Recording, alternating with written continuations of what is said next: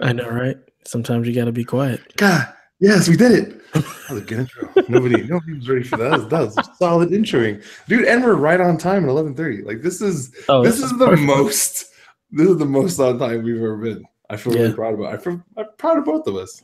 This is an accomplishment. Yeah, absolutely. Like if we, man. All right. That was one fake cough followed by a real one. Go me.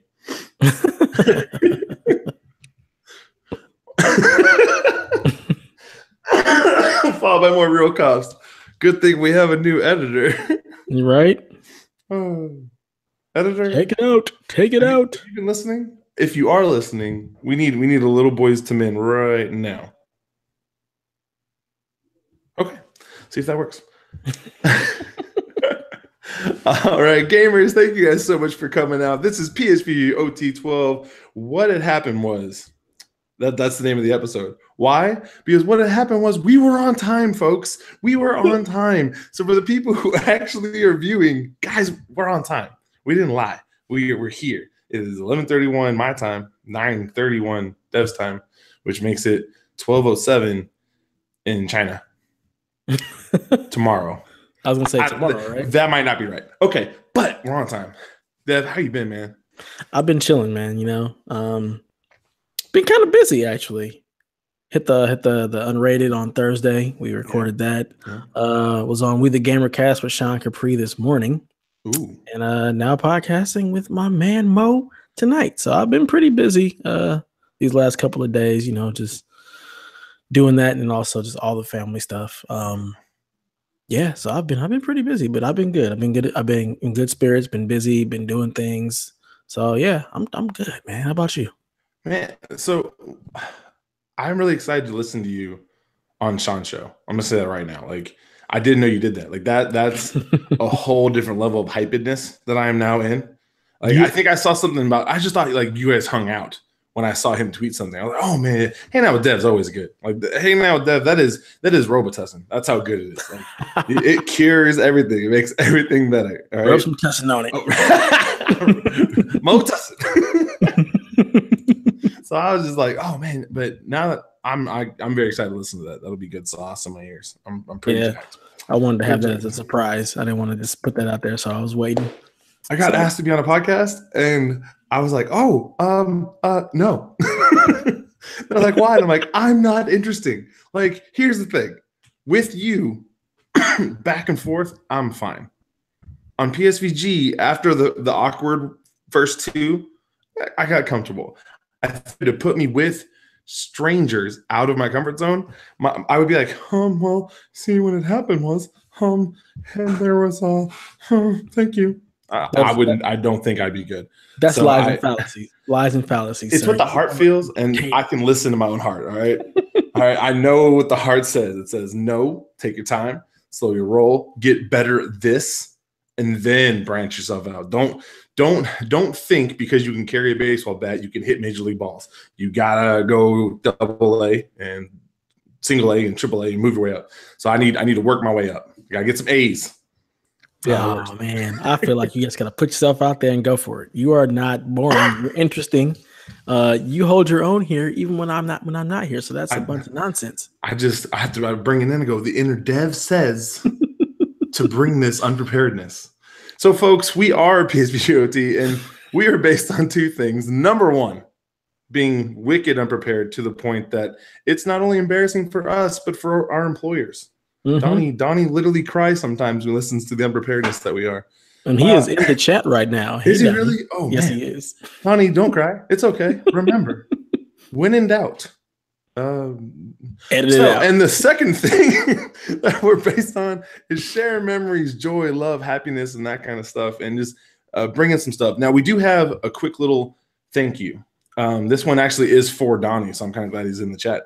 Last episode, I've had students who literally were brought to tears by him sharing. Like, we're talking the emotions and the stuff that he went out and he talked about. Like, it was powerful. And to hear, sorry, editor, to hear him talk about that stuff is huge, especially when it's family dynamics. And there's one thing my kids are searching for. It's family. And so thank you so much, Donnie, for that. But now, have you been prepared in any way, shape, or form for this, Dev? No. At all? Any preparation? So Nope. today we will be talking about our saddest first world childhood memory. Now, understand what I'm saying by this. I am not trying to get scary deep. I'm not trying to make it weird. I have an actual plan for this because I want to show some of my students that sometimes the hormones think that something's a bigger deal than it is. So here's mine. Let me start off. I'm a young, small, 6'4". What? Small 6'4", huh? Yeah, I was in 7th grade. I was 6'4", about 240 pounds. And we're playing for our middle school, the public school system district championship game. And I go up, I get fouled. There's a couple seconds on the clock. The basket doesn't count, but I have to make one free throw to tie the game. That's all I have to do is I have to make one free throw out of the 2 to tie the game. And I go to the line, and I'm a pretty good free throw shooter. I'm pretty consistent. And I take my 2 dribbles. I pat the ball once in my left hand, bring it up, shoot, hits the back of the rim, pops out. I go, okay, my form was where it's supposed to be. This next one's going in. It's going to be a tie, and we're going to win this game. Or we're going to tie this game, and we're going to play some more basketball. 2 dribbles, pat the ball, hits the back of the rim, bounces out. My teammate has the ball, hit his hands, and he just stands there.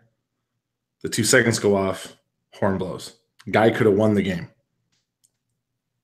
And I remember walking over to the bench and being devastated. Like, I mean, on the verge of tears, like, oh my goodness, what just happened? How did we lose this game? Like, I just couldn't believe how all this unfolded.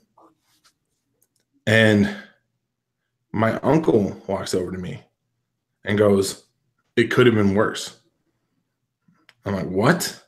What are you talking about? He goes, it could have been worse. What if you would have airballed him?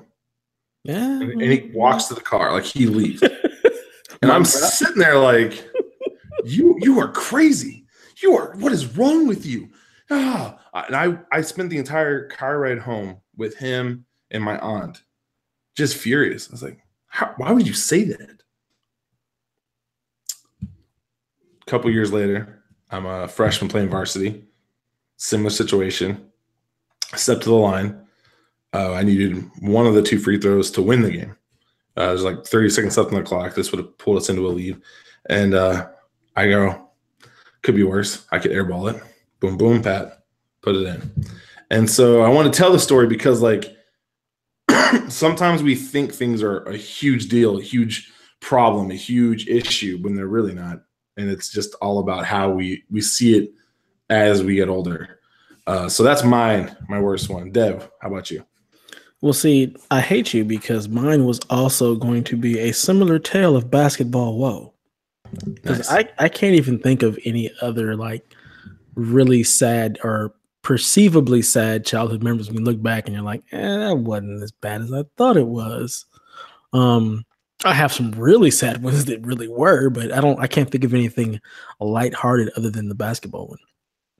And it's so I think I was in 9th grade, and it wasn't like JV. It was just a rec league game, a rec league that me and my best friend were playing in, and we made it all the way to the championship game. Now, prior to this, I had broken my wrist, so my left wrist was broken, and I missed almost a good portion of the season. But I was like, I still want to play. So once I got the cast off and I was cleared, I was like, I'm gonna get on the court. My body's full up. And we weren't doing too well. I got on the team, got back with the team. We started doing well. We made it to the playoffs, made it to the championship. So it's been a close game back and forth. And I swear to God, this team had ringers because like these fools looked like they were, seniors in high school. I'm like, there's no way they're supposed to be in this league, but whatever. And we're playing it. It's a close game. And I think I caught a steal at half court. We were up by 1 at this point. And I get a steal, and there's only like maybe 10 seconds left on the clock. And I'm like, oh, cool. I can seal the deal here. I can end the game. Get the steal, go down, go to make the layup. And I kind of get bumped. So I'm thinking I'm going to get a foul call. But of course I don't. And I missed the left-handed layup. Boom, boom, rolls out. But our teammate gets the rebound for the putback, misses the putback, but he gets fouled. Misses both free throws. I'm like, okay, cool. We got a couple of seconds left. They call timeout, say advance the ball. I'm like, we got a couple of seconds left. We can still win this game. We got this game in the bag. They're not going to make it. Inbound to play, get to the baseline. I'm D'ing my man up, go up the block just to, get in his face. Nothing but net. Buzzer sounds. We lose by 1. I'm just sitting there devastated. Oh, God. Because I've also had like a game in my life. Like I'm hitting jumpers and my best friend like turns and looks at me like, what? How are you? What are you on fire? And I give him just the Jordan shrug, like, out now, no. I'm in the zone. So we're balling. I'm thinking we're going to win this game, and dude hits the winning jumper in my face. We lose by 1. To add insult to injury, there's no trophy with my name on it. Like, I'm not even on the team at this point. So everybody's getting their trophies, and they're calling everybody's names to come up and get their trophies and stuff, and my name was never called. Ooh. Yeah. So the rest of the car ride home, I'm just sitting there like, why didn't I just run the clock out? Like, beating myself up. Like, you didn't have to try and end the game with the layup. You could have just ran the clock out. Like, why didn't you just stop and pull back or hold on to it or pass or wait to get fouled? Anything. Like, I'm just beating myself up. And then, you look back on it like, it could have been worse. We could have lost by 20. We could have got beat like worse. We could have got ran out the gym. Like the Kings did today by the Rockets. Yikes. That was bad. Take them off national TV bad, if you ask me. We had y'all on ABC. You're going to go on ABC 12. Right? It's right next to the O Show. Exactly. ESPN the O Show.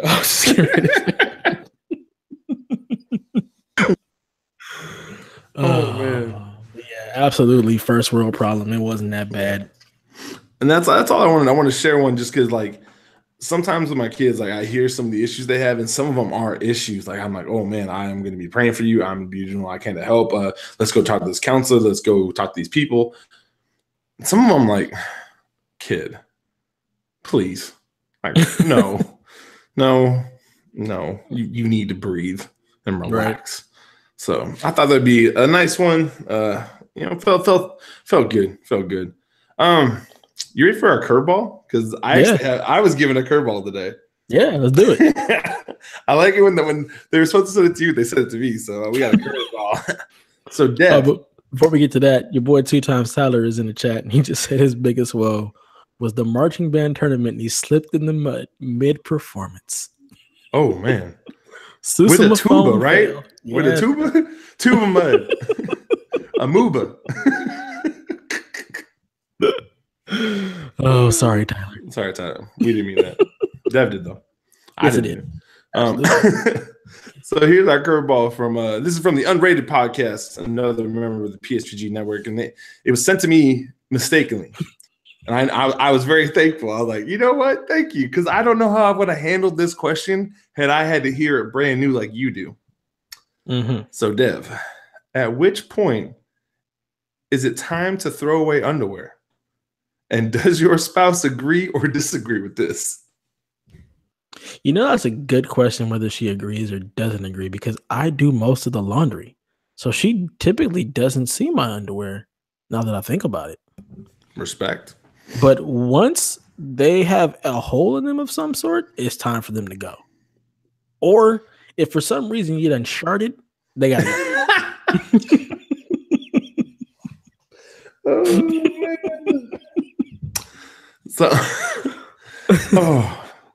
man.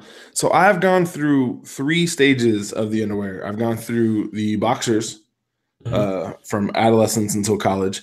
And then in college, once the Under Armour, Nike spandex ones came into play, the boxer brief style, that has been my second one.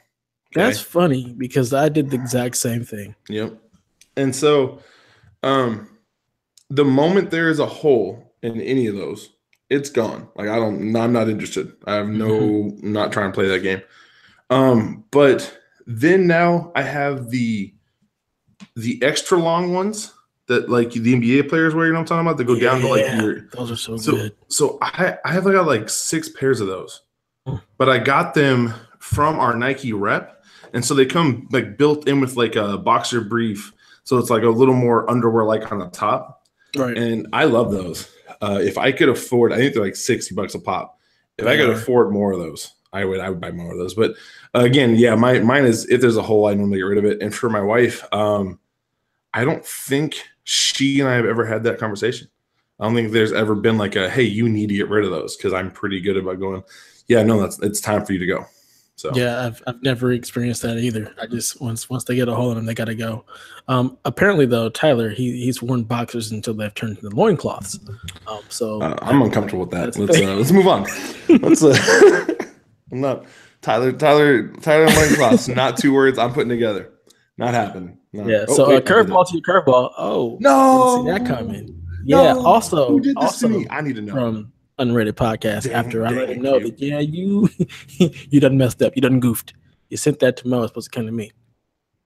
So here's the question: You dropped your silverware at a restaurant, but you're starving. You're famished. Like you could eat a horse, as they would say. Okay. Do you pick your silverware up off the floor and keep eating? And what changes the decision to pick it up or not pick it up? Okay. 95% not pick it up. I'll eat with my hands. Only because like no one's gonna say anything to me. They're like, sir, don't do that. They're like, oh, Shrek's eating his natural habitat. He's using his hands, and yeah, no one's saying nothing to me. How percent change? There are 3 local restaurants here in San Antonio that I know very well: Tank Street, Los Palitos, and the Philly cheesesteak place. It's like famous Phillies. It's a truck.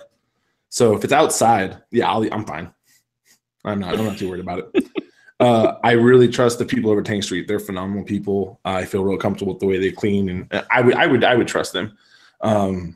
So that would be my only. So the trust level of the restaurant would be the only thing that would change that decision. So 95% no.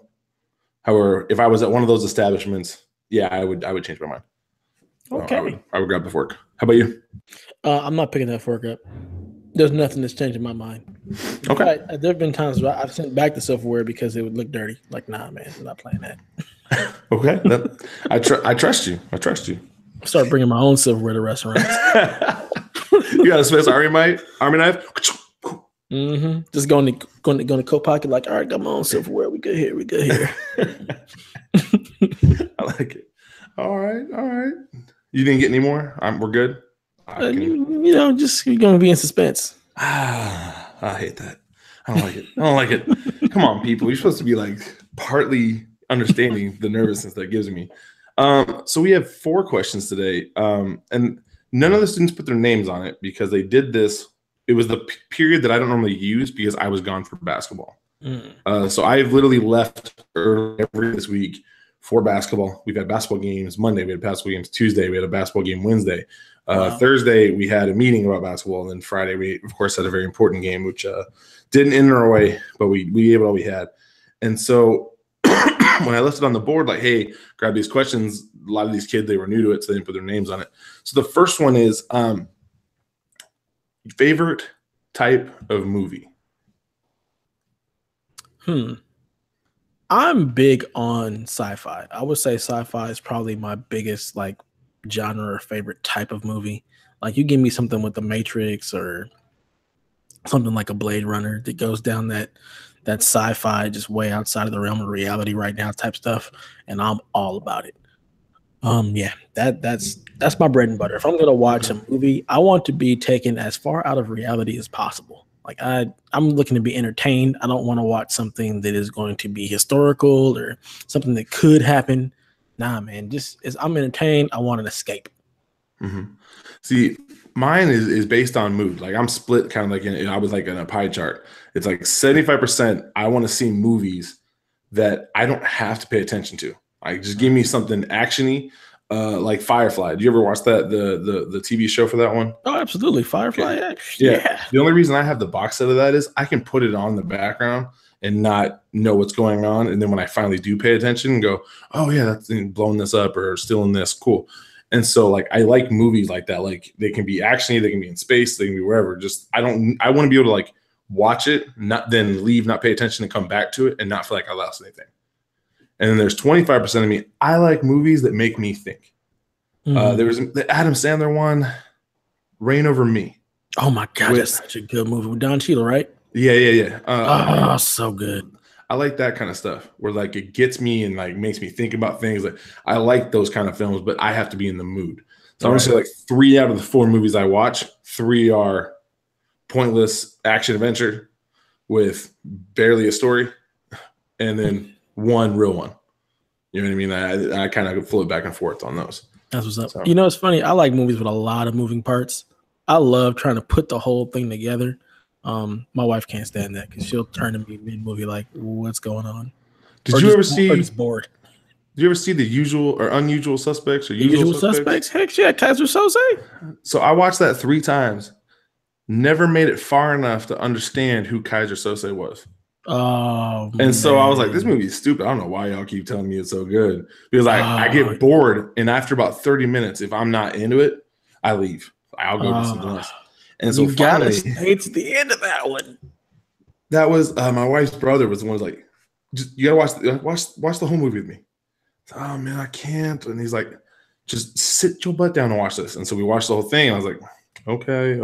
Oh, that's kind of a cool heist. And then got to that part. I was like, oh yeah. Oh. Exactly. The payoff is so good. No, it really was. Next one. First kiss. Should it be on a first date or should you wait? Huh, that rhymes. Good job. Are we talking first kiss like for real, like your first kiss, or just the first kiss of the relationship? I'm guessing of the relationship. I'm going to say relationship because your first kiss should probably not be in your first date. I feel like you need to put some space in and get to know this person. That's my personal belief. You know what? To be perfectly honest, I think we blow up the whole idea of the first kiss way too much. I don't think it's that big a deal. But that could be first world problems. Who knows? Yeah. I honestly feel like there's nothing wrong with the first kiss being on the first date. I think that's fine. Like if you both feel that attraction and you want to go for it, man, go for it. See, this happens when you're pretty. So I understand that working for you. But when you look like the love child of Shrek and Sully, the first kiss, you have to know that girl really likes you. You have to take your time because if you rush it, someone might go by, oh no, that monster's eating that poor lady. And I'm not having that. I'm not dealing with it. So I believe in the wait process, but I believe it should be one of those things where like by the 3rd date, you should know if this is a person you actually want to spend time with. Right. At that point in time, if you have not decided, nope, I'm cutting ties, or yep, I want to be in here, I'm going to go for this kiss. That would be my information on that one.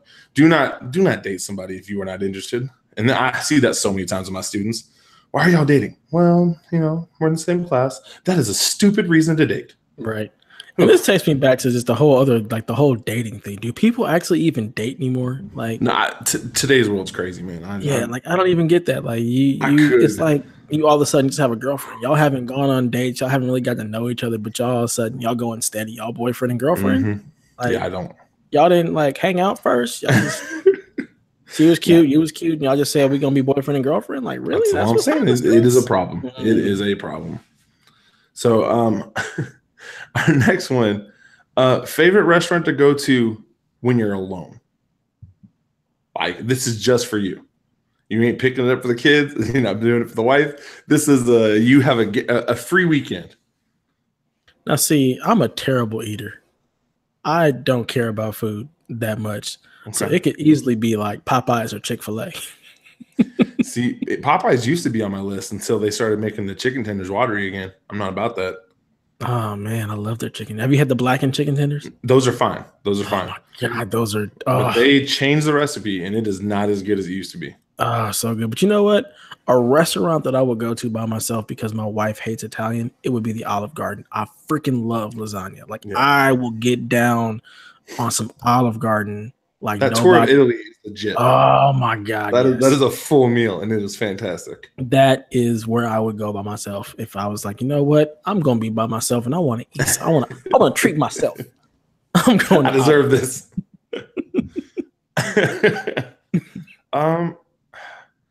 So when I first thought of this one, I thought I knew the answer. I was going to say Dairy Queen because I love blizzards. Like I fully support the blizzard. But tonight on our way home, my wife and I stopped at Dairy Queen together. So I was like, this doesn't feel like a taboo answer anymore because we just did it together 2 hours ago. So if I'm going to go by myself, I'm going to say Wise Guys. It's an eatery over here. They make a phenomenal Chicago style sandwich, which means the marinara is cooked into the meat and then cheese is put on top and put onto the bread. They do a really good job. Solid sandwich. So that would be mine. Yep. All right. Curveball. No. Okay. Yeah, okay. Yeah. Okay. So this one is a little different. So if you weren't doing your job right now, you weren't a coach, but you also didn't get the dream job of being in the NFL, what would you be doing as a profession? Okay. I'm only saying this because of how great it's felt to work on this passion project for the last what has it been, month, 2 months. I would love to be a writer of some sort. I hate you right now. I've been working on this article for us, and I've been doing interviews, and I've been asking questions and sending out questionnaires. I sent out 250 questionnaires to people on Twitter who were in this field, and I only got like 25 back. And I was like, you know what? This isn't good data. I got to do it again. So I did it again. And all the work I put into it on the side, all these things I've done, I've loved every second of it. And I wish this was something like, I go back and I read some of the writing I've done for PSVG. It's not stellar. I think Seth has a way better command of the pen and the articulation. I think Tyler puts in more passion. I think Donnie's better at stating opinion. I wish I had like a combination of what those guys have. But I would love to have the talent and the ability to do that for a living if I couldn't coach and I couldn't play football. So how about you, bub? You know, it's funny. It's for me, it was a toss up between journalism. Like once I started doing this and actually started writing a bit here and there, I was like, man, just thinking back on all the gaming magazines that I had and like all the written words that I write that I like, and the fact that I still prefer reading something as to like watching a YouTube video or whatnot. I was like, man, I should have minored in journalism or something because I really enjoy writing and putting down opinions and thoughts on paper, and also reading them. So I was thinking the same thing. Like if I wasn't in the NBA or doing what I do now, I would have loved to have been like an actual like IGN journalist or something like that. And it's a toss up between that or a color commentator. I just love sports and basketball and talking trash, and that's pretty much what color commentators do. See, I think I'd be good at the talking trash part. I don't think I'd be good at calling the game because I would get stuck watching. Like I would be like, "Oh man, that was sick." Oh, so what had happened was they, ball around the back, and that's why you're the color commentator. You're not the one calling the game. You're the one pointing out all the other stuff and talking trash. Oh, that's true, man. Thank you for that. The more you know. Our next question. Take your favorite game and how would you bring it into the modern tech? I think they're talking about Xbox One, PS4. Would you make changes or no? And explain why. Dang, my favorite game. Like if I ever had to make like a top 10 list, the number one game for me is always going to be World of Warcraft. So with that being, it's already up there. Yeah, it's modern enough, but if I were to make changes to the game, honestly, I do kind of what they're doing now, where they allow like the vanilla game to still exist before all the expansions. Like they're going to be doing where they do WoW Classic, and they're going to add like I believe like every year or so they're going to add the next expansion, so you can get that original feeling of WoW again. So I would have never cut that out. I would have let it where you could sit on a vanilla server or move to the upgrade or the expansion or whatnot. And I'd also, as far as modernization, I would definitely tweak the graphics and make them be a little more realistic. Like I love like WoW's art style because it fits the world, but I would definitely, make it look a little prettier. And I mean, they've done some graphical updates and overhauls over the years, but I would probably turn it a way more modern look. But man, I love me some World of Warcraft. So most people know like my favorite 360 game to this day is still Brink. I love that game. And I absolutely love Madden. We all know that. But when I saw this one, the game that came right to my heart was Dwarves. So Dwarves was like my first big review game, and I put a lot of time into that game. I loved it so much. I bought the books, read the books. There's 3 of them. I backed some of the stuff on Kickstarter, trying to get that collector's edition. Never ended up coming, but I was okay with it. I was like, I want you guys. I bought copies of the game, was just giving away to kids. I was like, hey, I got 4 copies of the Dwarves. Who wants one? And one of them still sitting in my office. Nobody wanted it. And so what I would do is I would have like, it was such a great premise, and that story is powerful. Like those books were incredible. Like I've never read nonfiction like that before, where I'm like devouring books like that in a night, like just going like crazy. What I would do is I would keep most of the core gameplay mechanics that they had, but I would give more of the story into the game. I would develop, instead of you coming in and walking around and having this conversation, I would bring in a couple more cutscenes. I would bring in a couple more like self-contained levels that were more puzzly, because there were some awesome puzzles in the game. And so I would do a little more time. I would give it more of that Witcher feel of how big those maps are, and I would give it a little more polish there, a little more freedom. But yeah, again, I loved that story. So that would be mine. I need to play that. They had some patches come out. Like I want to say it was like 6 months after release that really fixed like the 2 glitches that they were having. Okay. I only ran into one of them early. Some people were having a problem with the other one, but really, really good. Has Donnie played it? Because if he did, I'm sure he ran into all the glitches. Oh, probably. Yeah. That's just how it goes for Donnie. Like he's finding every glitch possible. So. Our last one. This is actually one that I added. What character do we feel Chaffee is if it was an Overwatch character? See, the reason is I owe Chaffee. He claimed from PSVG, the main episode that I was on, I've got these extra figures. And so whichever one you pick is the one that I'm going to give him the figure of if I have it. Wow. You know? Which Overwatch character would Chaffee be? I'm not terribly familiar with all the Overwatch characters, but the one that comes to mind, is it Roadhog? Let's see. I need to actually look at the characters real quick. Hold on. While he does that, PSVG OT is sponsored by nobody. Nobody, for a brighter tomorrow and a happier new year. That's not a real ad. Not at all. A great time with our editor. Like, instead of the pause and my sweet ad that I should say for sure, I would love again more Boys to Men. Could I get Into the Road? Although we've gone to the end of the road. Yes. Yeah. I want to say, he might actually be a Bastion, because I feel like he'd be cheap. I feel like he would just sit there with that turret and just mow fools down. That's right, Chaffee.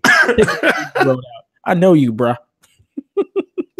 All right, I will check and see if we have a Bastion in there, and if not, we'll go through and we'll do it again, and we'll see if we can get him on the next PSVG OT 16. Yeah, that'll be good. So those are all my questions for today, and we still got like 20 minutes. Yeah, we do. Now, do we just be unprepared and have a discussion? Yeah, let's do that, because it's all about unpreparedness, right? That's what I'm talking about. That's why we're here. All right. So a lot of other shows have been talking about Game Pass. And like some people are salty about it. Some people are like super jacked about it. Some people are like, it's going to hurt the retailers. Here's my only thing about it. I'm not saying anything until I see it happen. Right. Like, does that not make sense? Like, why talk about something until you've seen it happen? Yeah. I mean, I think Game Pass, on on its own is a great, great value added proposition because all of the older games that you're going to be able to get for $10 a month, I think that's great. And until we actually see what happens with the first party releases and how well they do with Game Pass being a thing, you don't really know. It's hard to say. Yeah, and that's like more of my thing is like, I don't know how this is going to affect anything. So let's see what Sea of Thieves does. If Sea of Thieves comes out and in 2 months they go, hey, we have 4 million concurrent players on Game Pass. This is working. Like that's on like that it's huge. That's 4 million people with Game Pass. Okay, and then when Crackdown 3 comes out, hey, we have 2 million people playing on the online right now, or some crazy thing. That's when we start talking about it. Mm-hmm. Because here's the thing, like the normal mom and pop, the normal grandma, the normal auntie who's buying a game for little Joey isn't gonna know about Game Pass.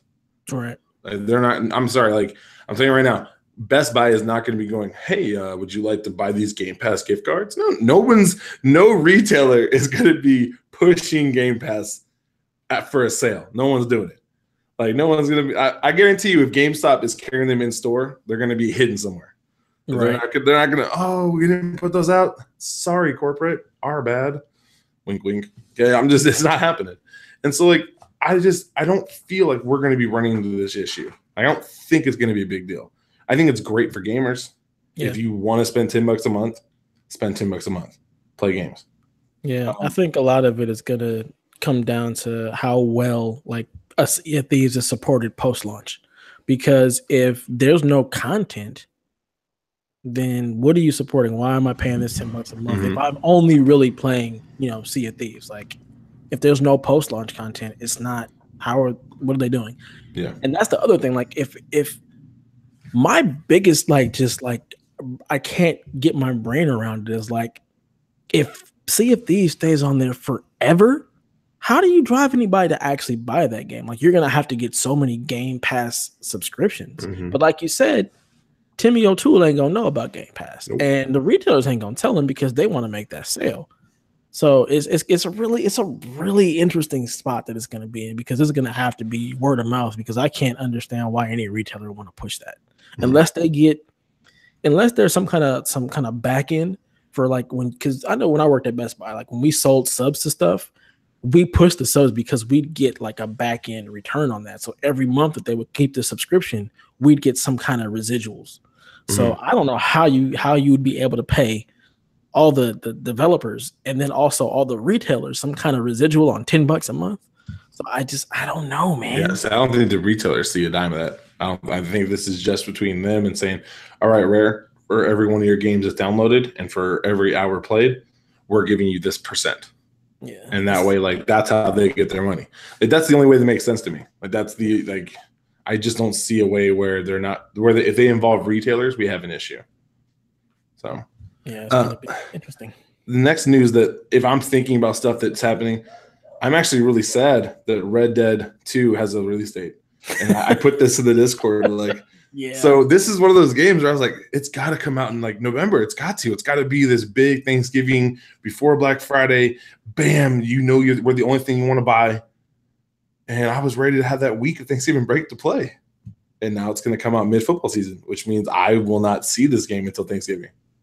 Yeah. And that devastates me. So here's the bigger question. Do regular people buy it day one? Because it should be half off on Black Friday. So like, why would I buy it October 26th when it launches? I think that's the release date, when I could wait a month, literally 1 month for Black Friday and probably get it for half off. Mm-hmm. So the way I see it, gamers are picking it up day one. Like those hardcore, we got to play it. We got to get in here. We got to talk about it. Parents, they're picking it up Black Friday. I don't know, man. It's going on Christmas tree. I feel like even as gamers now, we've been taught don't buy day one. Like, see, I wish I'd been taught that. I've yet to learn that lesson. I learned that lesson in 2016. I was like, I just bought all these games and they're half off. I am not doing this again. And this year, or this past fall, mm-hmm. I just waited till Black Friday and bought everything for $25 or $30 instead of $60. I wish I had that. I wish I had that ability. Like my just wanting to play things right away and to be able to tell kids, be like, yeah, this is great. Like, I remember when Call of Duty Infinite Warfare came out. Mm-hmm. And I went and got that one that night. I went home, played through the story. I put, I think, 3 hours in that night. And I told my kids, like, this is the best Call of Duty story I've played in a long time. And kids went and bought it. And I was like, even though it was the most downvoted video, even though people were hating on it, I was like, no, this is great. I promise. And you also have a gazillion dollars in GameStop credit. I do. Man, me and GameStop, we get together, man. I was looking at it like right now on trade credit. I could knock out 2 Xbox One X's for people. Like, man, that's just trade credit sitting there. It's good sauce. I need to find a way to make that happen. I need to buy everything physical and trade everything in. That's what I do. That's why the digital universe scares me, because that's money I lose towards games. They need to find a way for you to actually be able to sell your digital subscriptions. I think that would also be great if you could actually sell a digital license to somebody else. Like that brings a whole new market. I would love to be able to, like, with the actual game gifting. So once I 1,000 a game, I'm never going back to that. Right. So I want to say that there are probably 15 to 20 games off the top of my head that are sitting there in my please install that I've deleted that I could just give to people and say, hey, here's a great game. Go play this. Yeah, send me a $3 GameStop card.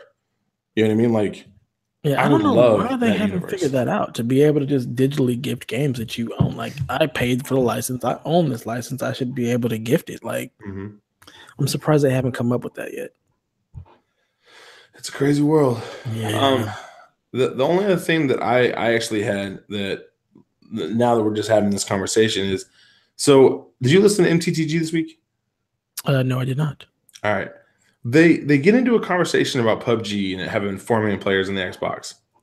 And as I'm listening to them talk about it, I was like, man, this is pretty cool. 4 million is a big thing. Like, that's important. But one of my students comes to me and was like, hey, I didn't hear Ed or Tim talk about it. And I was like, yeah. And so I don't have Tim's info, but I direct messaged Ed and was like, hey, if you don't have this game, I wouldn't mind gifting it to you. And here's the reason why. Like, I absolutely adore this gameplay. Like, once you play your first round of PUBG, like, solo, and that's the way I recommend you play your very first one solo. Don't do a duelist first. Don't do a squad first. Play solo the first time. Once you experience the adrenaline of you trying to get away from people and you trying to hide and find stuff and equip, dude, it's intense. It is an adrenaline rush. It's one of those things where I can sit down and do 2 or 3 matches and then be good for a couple days, but I just want to go back to it. I'm like, I want to crawl on the ground through the weeds. I want to sneak up on somebody the moment I find a silencer, I want to scream into my mic because it's about to go down. You will never find me. You will not know where I'm shooting from, and I'm gonna make it rain. I'm gonna get everybody. And so it was one of those things where I was like, man, like I would love for them to understand, like, experience that part, because once you experienced it and then you played with people, and that gameplay brings you back in. I played with Nate today for about an hour and a half and had a blast. Nice. So now you originally said I listened to PSVG, but you meant MTTG, right? That's what I said, MTTG. Okay, then I'm just hearing things wrong. Did you say PSVG? Yeah, who knows? But I can see Ed possibly getting into it because I know he's a big fan of the Overwatch. Tim, he don't play the first person shooters like that, so I can't imagine him actually getting into it and playing. This is another reason why I can't wait to be able to build my PC, because I definitely want to check out PUBG. My current PC it might run, but I want to build one. And not having an Xbox, I can't experience it yet. So yeah. Understandable. Man, yeah. No, it's a phenomenon like unlike anything that I've experienced in gaming. I literally spent like an hour in Grand Theft Auto 5 and was like, okay, open world with a character I don't create, doing whatever I want, sort of. Like, I jumped right out. Like, it just wasn't for me. And it wasn't because it wasn't a bad game. It's because, like, I need a story that either drives me or an open world that entices me, and stealing stuff never enticed me. You know what I mean? Like, what I liked about Borderlands was, hey, if I go destroy this bad guy, then I'm waiting for loot to drop and I'm upgrading my character. Love the world, love the maps, let's go. Thing I liked about The Witcher 2 and 3. Big, beautiful world. I go through, I can do good and bad, da da da. Thing I like about Fable, the good and bad, the way the world created is. So like if I'm gonna play an open world game, like I need that investment. I think the only time I played an open world game was shooting that I liked. Did you ever play Sleeping Dogs? Yeah, I really loved the game. that's Loved the reason to play it. So that's funny that'd because be for me. Theft Auto 5 on the online portion, I loved it. It Mhm. was very shallow at the beginning, but they have poured so much content in this. I was in GameStop the other day when I was picking up PSN cards to get Monster Hunter World. Yes, I'm gonna dive into that nonsense. Oh man. But I was watching a trailer on like little running stuff they have on the TVs, and it was the Grand Theft Auto, like their latest chapter or whatnot online.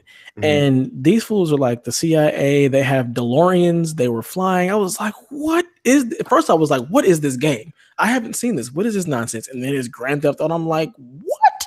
That's the online portion. So you actually create your character, you level them up, all that, you get your partners together, and you do all of this crazy CIA stuff now, apparently. I was just like, wait a minute, when did that happen? I need to jump back into that world. Because I did play with a couple of my friends for a little while, and we did like some of the missions and some of the online stuff. And for me, what's fun about that sandbox is that at any point in time, I can turn on my friends. And I absolutely did. We would be like finish up a mission, walking away, and I would just turn and bop, get him in the head, and then bop, get his brother in the head because they're brothers. And this is my best friend. My best friend and his brother. And from that point on, it would be them trying to kill me and failing repeatedly while I just murder them and then blow up their cars, because that was also my thing. I would get the sticky grenades and I'd blow their cars up because they'd work a lot of time to get their cars and make them pretty, and I would just blow them up. It was just that for me was just fun, turning on my friends and just causing complete chaos and pissing them off. Like that was just great for me. Have you actually played Monster World Hunt yet? No, I haven't. It's just installed and it's sitting on my hard drive, enticing me and teasing me, saying, "Hey, come play me." So this is actually the opposite of the introduction. With this game, if you've never played a Monster Hunter, you almost have to play with a friend first, because like I played maybe like an hour and a half by myself, and then like I wasn't really understanding the mechanics. I was like, oh, this is kind of crazy. Like this is weird.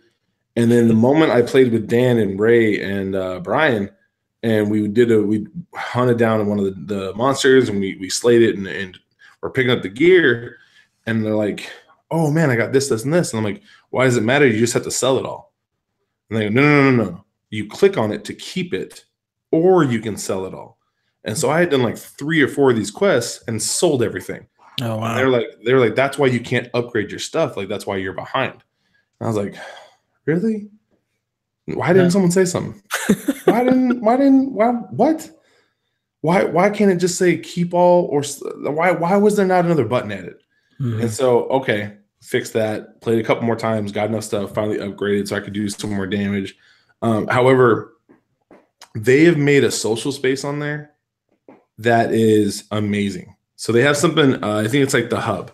Yeah. And so what it is you and your friends only can be in here together. So only people you invited in, right? And you run talking, and you can arm wrestle. You can, me, Brian, and Dan were waiting for Ray. And so we were taking pictures of like our guys sitting at the table drinking, falling asleep. One was giving a speech, and we're sending it to Ray on Twitter like, hey, just waiting for Ray. And we were dying. Like we were having so much fun. You can customize like what your character says in game when something happens. So if somebody jumps onto one of the monsters, like is riding it, Dan's character, you see a little pop-up that says, jump on it. And I'm just dying. I'm like, this is great. This is good stuff, And it's really, really well done. And the monsters, like I've yet to see a glitch. Like I've seen a couple spots where like, did they really move into that spot or really take over that space? But for the most part, they interact with the world really well, and it's really pretty. I was really impressed. Again, without friends, I don't think I would still be playing it. I think that game would already be traded in. So, but with friends, very enjoyable. My Destiny clan, they're all on it. And like I said, me and my boy Steve, who I work with, who's also in my Destiny clan, we went to GameStop to get credit to buy the game. So he literally just texted me about 20 minutes ago, like, "Hey, you play Monster Hunter yet?" I'm like, "No." It's sitting there teasing me, telling me, "Hey, come play this game, buddy. Come on." So I'm definitely excited to get into that world. Yeah, they were telling me about the hub and all the nonsense that can go on there. I believe we started a clan already as well. Yeah. So yeah, I'm looking forward to that. And I mean, I come from a RPG background, so I'm a hoarder when it comes to stuff. So I wouldn't have sold anything. I'm holding on to this until I find out what I can do with it. Because I remember playing Final Fantasy VII and selling off all the stuff, and then realizing, oh wait a minute, I needed that for this fight. I needed this headband, so I wouldn't. It just gave me poison resistance. I think I didn't need that, and no, this boss does poison damage. The only thing to nullify that is this headband, and I sold it. Damn it! So now I've become a RPG game hoarder. So I just kind of keep everything. I understand. Again, I'm not. My RPG skill is pretty low, and I understand that. Like I know, I've never. So I've owned Final Fantasy 15 since launch. Mm-hmm. I played the first 5 minutes of tutorial, said no. Turned it off, uninstalled it, traded the disc in. And then it was on sale for like $10. And I was like, yeah, I'll pick it up. So I bought it digitally. And, again, installed it. Maybe 5 minutes of tutorial, said, no. It's the thing. Like a game can turn me off in the beginning, and I just am not going to get through it. It's that I remember I told you the Metal Gear Solid 5 story. I was just getting ready to bring that up. I was going to say, one, you just made Nate shed like the little single tier, the Native American tier for 15. And then I was just going to say how Kevin started Metal Gear, and he was like, I understand why Coach Mo turned this off, because this is some weird stuff. And that's the thing. Like, so when I started that one, and I was like, okay, this ghost firehead dude's chasing me. I just got to get out the building. I was like, I'm with you. But the moment the firewall popped up, the moment I saw the firewall, and I turned to my wife and go, is that wheel on fire? Yeah, that wheel's on fire. I'm done. I've got the cool statue. Yeah, I'm gonna trade this right in. Thank you. Give me $20, GameStop, please. Take this. I don't need it. So I guess it's safe to say there will be no Death Stranding in your future. No. I have no idea what's going on in that game, and it makes me so curious. I watched the trailer again the other day with my boy Steve, and we were just like, "What is this? This is the most ridiculous looking thing ever." We have no idea what's going on. All right. So this is the most video game talk we've had in OT. This is true. Let's for the last couple of minutes, Super Bowl. Who you picking? I'm picking Philadelphia because I cannot stand the Patriots. I don't want to see them win another one. I'm tired of them being in the Super Bowl. I'm still upset about how Atlanta just fell to pieces last year. I need somebody other than Eli Manning to beat Brady. So please, Nick Foles, make it happen. Oh, Nick Foles. That nickname became a thing at our school the last week. Oh, really? And I was like, people kept using it like, oh, we're just talking about the football player. I'm like, no, stop. We are not having this conversation. We are not crossing these boundaries. You stop it right now. I could not believe that became news. But for me, like, the only reason I'm not rooting for the Patriots this year, and the reason I rooted for them last year, was because the great Shea McCullough played for the Patriots last year. You might not know Shea McCullough, but I know him as the Bears' first-round draft pick back when we had Phil Emery and Coach Tressman. But his rise to fame is Shea knocked Aaron Rodgers out for 8 games. And when you're a Bear and you can knock out an opposing guy with a non-dirty hit, and he's not playing no more, you don't have to deal with his swagger and all of his great passes, it makes you feel – it gives you that, nod. Absolutely. Thank you. Absolutely. But Shea's on the injured reserve. Shea's not playing this year. And Alshon Jeffrey is playing this year. Yes, he is. And Alshon, I loved watching him in Chicago. He was a great draft pick, amazing talent. And I would love to see him get a ring. I would love to cheer for him to get one. So that's the only reason. I told Donnie, I think people saw it, but he is the only Bears receiver in the last, I think it's like almost 7 years now that I don't have an autograph for. Oh wow. I've gotten Daniel Braverman, Tanner Gentry. I have all these obscure guys' autographs in one way or another. Alshon was the one that I always missed. So someday. Yeah, Alshon has done me very well in my fantasy leagues the last 2 years. So I'm a fan of his. So yeah, Philly, get it done. So we got 2 Phillies on the OT. So we'll see what happens, see how it goes. That's it, man. You have anything else you want to talk about? Anything coming down the pipelines? No, other than checking out the OT. We also have Unrated that posted today, I believe. So check that out. We are going to be more consistent, or let's say I should say I will be more consistently on Unrated. And then I have We the Gamer Cast with Sean Capri that'll be dropping on Monday. So listen out for that.